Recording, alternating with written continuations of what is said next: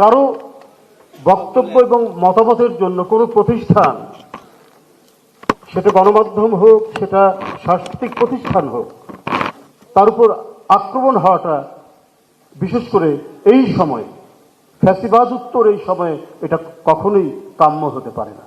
প্রত্যেকেরই কথা বলার অধিকার থাকবে, প্রত্যেকেই তার মত প্রকাশ করার অধিকার থাকবে এবং রাজনৈতিক দলগুলো তার মতামত নিয়ে জনগণের কাছে যাবে, জনগণ যাকে বাছাই করবে সে রাষ্ট্র ক্ষমতা গ্রহণ করবেন। কারো বক্তব্য এবং মতামতের জন্য কোনো প্রতিষ্ঠান, সেটা গণমাধ্যম হোক, সেটা সাংস্কৃতিক প্রতিষ্ঠান হোক, তার উপর আক্রমণ হওয়াটা বিশেষ করে এই সময়, ফ্যাসিবাদ উত্তর এই সময়ে, এটা কখনোই কাম্য হতে পারে না। আমরা গণতন্ত্রের বিভিন্ন রকম ফের দেখছি। প্রকৃত গণতন্ত্র বা চিরায়ত গণতন্ত্রের আমরা যে বৈশিষ্ট্যগুলো জানি, সেখান থেকেও কেন যেন বিশ্বব্যাপীও এক ধরনের বিচ্যুতি আমরা দেখতে পাই। ইন্ডিয়াতে গদি মিডিয়ার কথা বলা হয়, মানে মিডিয়াকেও নানাভাবে রাষ্ট্র নিয়ন্ত্রণ করে এক ধরনের অস্ত্র হিসেবে ব্যবহার করে। নম চমস্কি তো বলেছেন যে স্বৈরাচারী শাসনে যেমন ডান্ডা, তেমনি কঠোর গণতান্ত্রিক সমাজে মিডিয়াও এক ধরনের ভূমিকা পালন করে, যেটা প্রকৃত গণতন্ত্রের সাথে যায় না। কিন্তু এই বাংলাদেশে এত লড়াই হয়েছে, আমি যদি 52 থেকেই দেখি, সবগুলোই তো হচ্ছে অধিকারের প্রশ্ন, অর্থাৎ যেটার মূল বিষয়টি হচ্ছে গণতন্ত্র। গণতন্ত্র না থাকলেই তো অধিকারহীন, অধিকার হারা হতে হয়।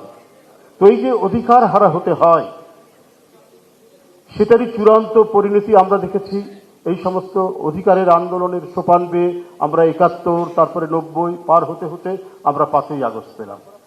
এরপরে কেন কথা বলার স্বাধীনতার উপর, মত প্রকাশের স্বাধীনতার উপর এই ধরনের আক্রমণ হবে?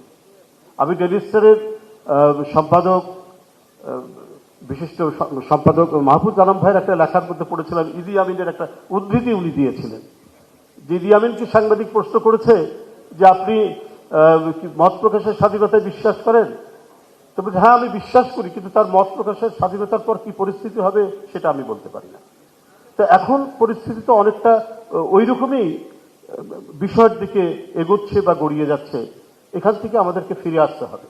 সত্যিকার গণতান্ত্রিক সমাজ, প্রকৃত গণতান্ত্রিক সমাজ, প্রত্যেকেরই কথা বলার অধিকার থাকবে, প্রত্যেকেই তার মত প্রকাশ করার অধিকার থাকবে এবং রাজনৈতিক দলগুলো তার মতামত নিয়ে জনগণের কাছে যাবে, জনগণ যাকে বাছাই করবে সে রাষ্ট্র ক্ষমতা গ্রহণ করবেন এবং রাষ্ট্র পরিচালনা করবেন একটা নির্দিষ্ট মেয়াদের জন্য। আমরা শক্তভাবে এই চর্চা, এই ধারাবাহিকতা যদি আমরা রক্ষা করতে না পারি, আবার আমরা যে তিমিরে ছিলাম সে তিমিরেই আমরা পড়ে থাকব। যাই হোক, আজকে আপনাদেরকে এখানে আমন্ত্রণ জানানোর উদ্দেশ্য সম্পর্কে আমাদের এই অভ্যর্থনা কমিটির আহ্বায়ক বলেছেন। আমরা আমাদের প্রিয় নেতা জনাব তারেক রহমান, যিনি শারীরিকভাবে অত্যাচারিত হয়েছেন, মানসিকভাবে অত্যাচারিত হয়েছেন, 17 বছর বিদেশে কাটিয়েছেন, তার অপেক্ষায় আমরা এবং দেশের জনগণ অপেক্ষা করছিল, আমরা অপেক্ষায় ছিলাম। তিনি আসছেন এবং তার এই আশাকে কেন্দ্র করে আপনাদের সাথে এই মিথস্ক্রিয়া, আপনাদের সাথে আলাপ আলোচনায় আমরা আজকে এখানে মিলিত হয়েছি। আপনাদের সবাইকে ধন্যবাদ জানাচ্ছি এবং স্বাগত জানাচ্ছি। আপনারা আমাদের আমন্ত্রণে সাড়া দিয়ে এখানে উপস্থিত হয়েছেন।